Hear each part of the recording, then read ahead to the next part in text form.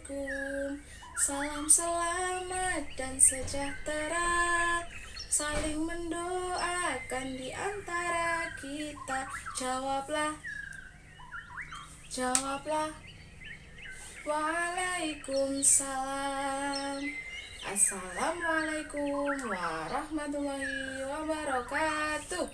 Selamat datang di Siboin, siaran belajar online, interaktif, dan menyenangkan. Selamat pagi, siang, dan sore anak-anak. Apa kabar kalian hari ini? Semoga selalu alhamdulillah, luar biasa, tetap semangat. Nah, berjumpa lagi dengan Bu Guru. Hari ini kita akan belajar tema 7, mata pelajaran ilmu pengetahuan alam, materinya gaya dan gerak. Perhatikan penjelasan Bu Guru ya. Selamat belajar. Nah, anak-anak, sebelum kita mulai pembelajaran hari ini, alangkah lebih baiknya mari kita berdoa bersama. Mari membaca basmalah sebelum kita mulai pelajaran. Let's pray together by basmalah. Bismillahirrahmanirrahim. Semoga dengan bacaan basmalah tadi, pembelajaran hari ini atau pembelajaran online hari ini dapat berjalan dengan lancar dan kalian mengerti apa yang Bu Guru sampaikan. Nah, hari ini apa sih yang akan kita pelajari?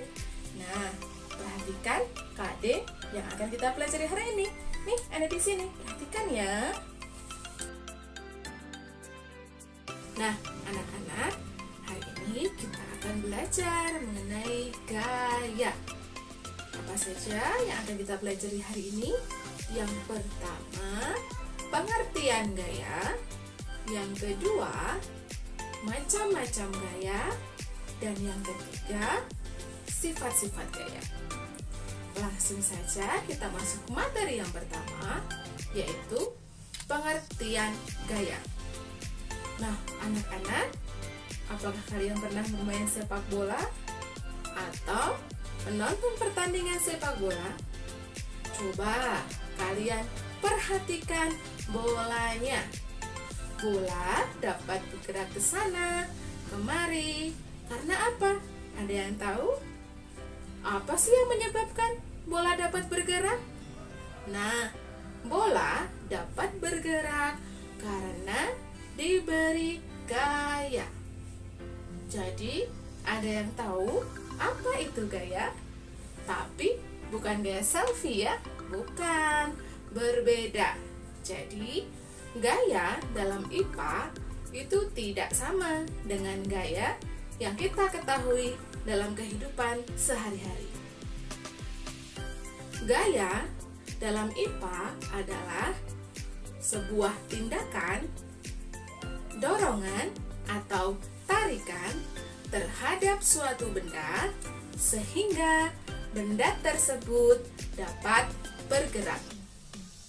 Sebagai contoh, tadi menendang bola, kemudian mendorong meja atau menarik kursi dan sebagainya. Paham?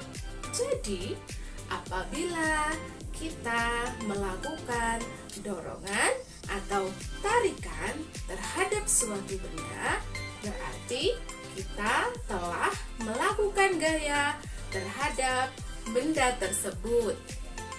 Contohnya, ketika kita mendorong meja, berarti kita telah memberikan gaya terhadap meja.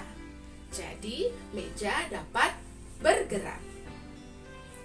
Dan ada lagi, ketika kamu bermain bola, berarti kamu telah memberikan gaya terhadap bola tersebut sehingga bola tersebut dapat bergerak.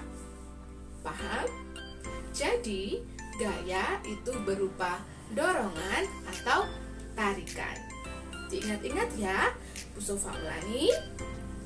Gaya itu berupa dorongan atau tarikan. Dalam kehidupan sehari-hari, dalam setiap aktivitas kita memerlukan gaya. Tetapi bukan hanya satu gaya, ada berbagai macam gaya. Mari kita masuk ke materi kedua, yaitu tentang macam-macam gaya. Yang pertama adalah gaya otot. Gaya otot adalah gaya yang dihasilkan oleh kekuatan otot manusia atau otot hewan. Contohnya, ketika kita mendorong meja, kita memerlukan kekuatan otot tangan. Jadi, otot tangan bekerja memberikan gaya kepada meja berupa dorongan sehingga meja dapat bergerak. Kemudian, pernahkah kalian naik delman? Nah, perhatikan delman. Delman dapat bergerak karena ditarik oleh kuda. Jadi, delman itu bergerak karena memanfaatkan gaya otot kaki kuda. Jelas? Yang kedua adalah gaya listrik. Gaya listrik adalah gaya yang dihasilkan oleh muatan listrik.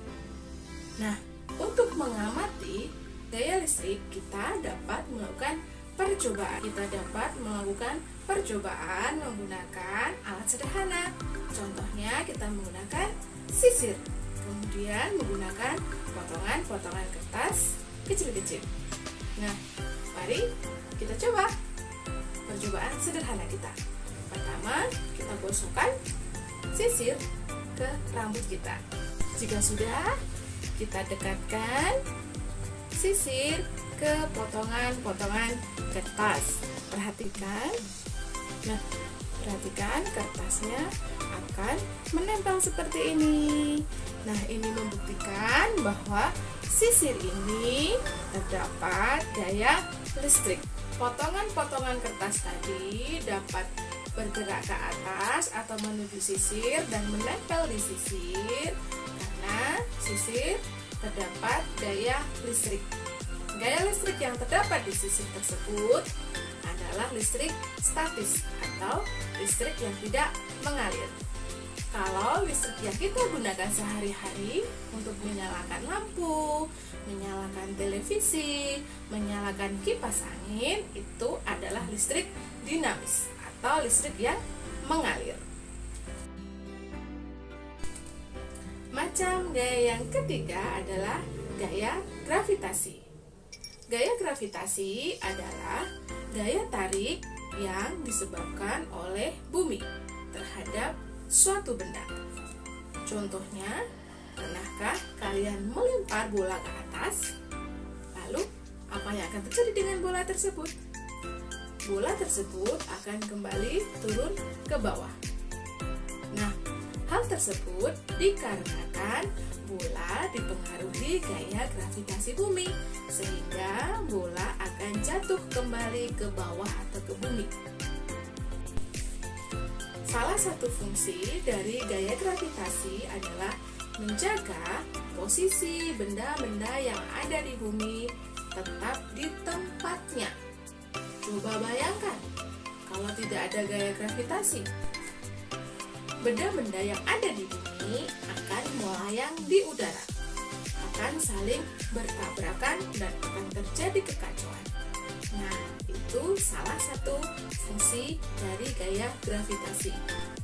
Besar kecilnya gaya gravitasi dipengaruhi oleh posisi benda. Semakin jauh posisi benda dari bumi, maka pengaruh gaya gravitasi semakin kecil.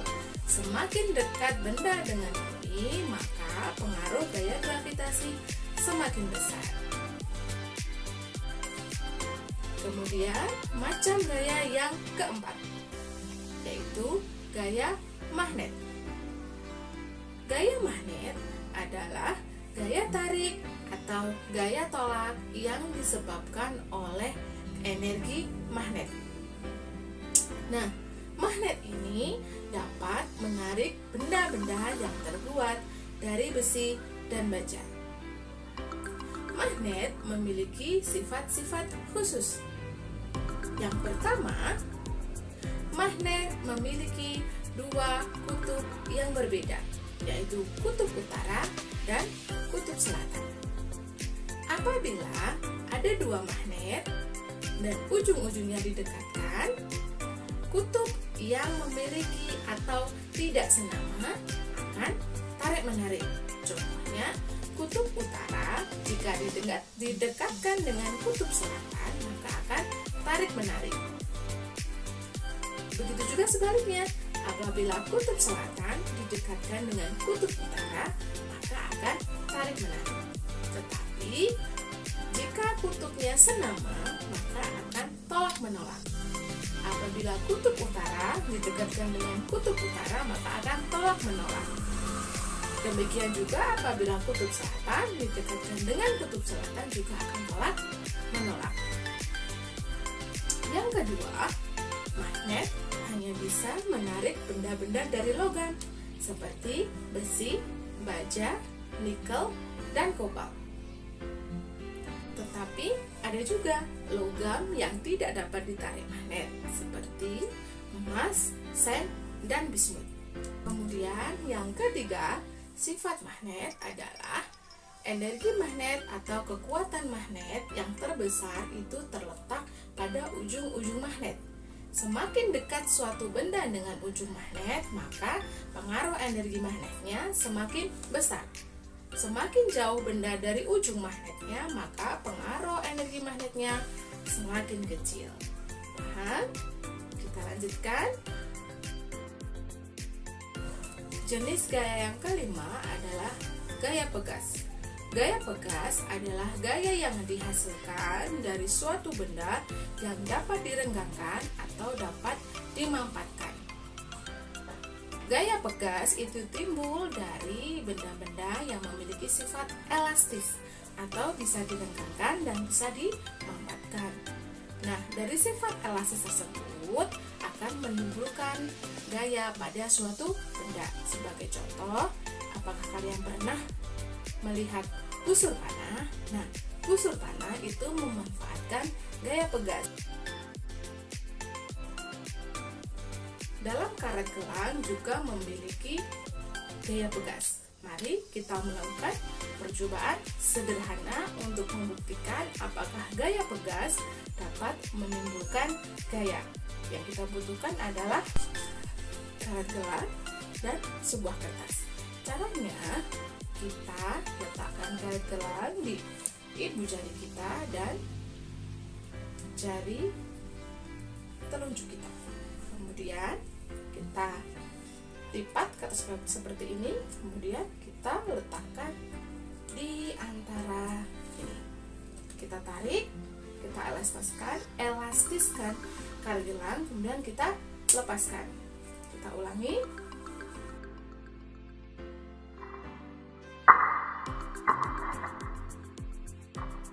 Nah, kertas akan bergerak, akan terdorong ke depan. Jadi ini membuktikan bahwa karet menimbulkan gaya pegas. Yang terakhir, macam gaya yang keenam adalah gaya gesek. Gaya gesek adalah gaya yang terjadi apabila ada dua benda yang saling bersentuhan. Nah, sentuhan ini menimbulkan gaya gesek. Pernahkah kalian memperhatikan bagian bawah sepatu atau sandal kalian? Nah, biasanya terdapat ukirannya atau motifnya.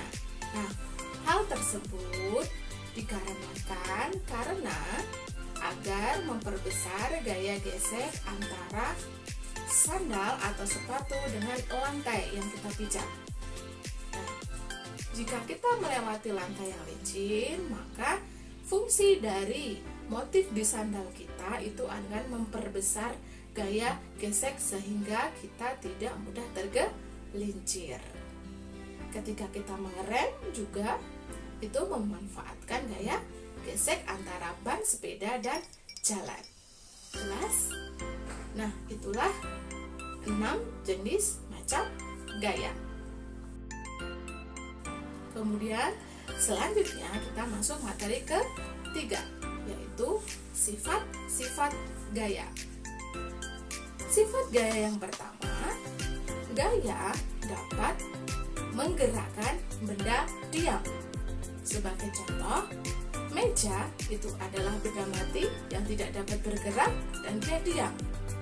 Nah, ketika kita memberikan gaya berupa tarikan atau dorongan, maka meja tersebut akan bergerak. Itu membuktikan bahwa gaya menimbulkan benda mati menjadi bergerak. Kemudian yang kedua, gaya dapat merubah bentuk benda. Perhatikan, Bu Sulfa punya kertas. Perhatikan, kertas ini bentuknya persegi bajang. Kemudian Bu Sulfa memberikan gaya berupa dorongan. Kertas ini Bu Sulfa remas. Perhatikan bagaimana bentuknya berubah, kan? Tidak sama seperti yang semula. Nah, ini membuktikan bahwa gaya dapat merubah bentuk benda. Sifat gaya yang ketiga, yaitu gaya dapat merubah arah gerak benda. Sebagai contohnya dalam permainan badminton atau bulu tangkis. Nah, ketika satu pemain memukul kok, maka pemain yang lain akan mengembalikan.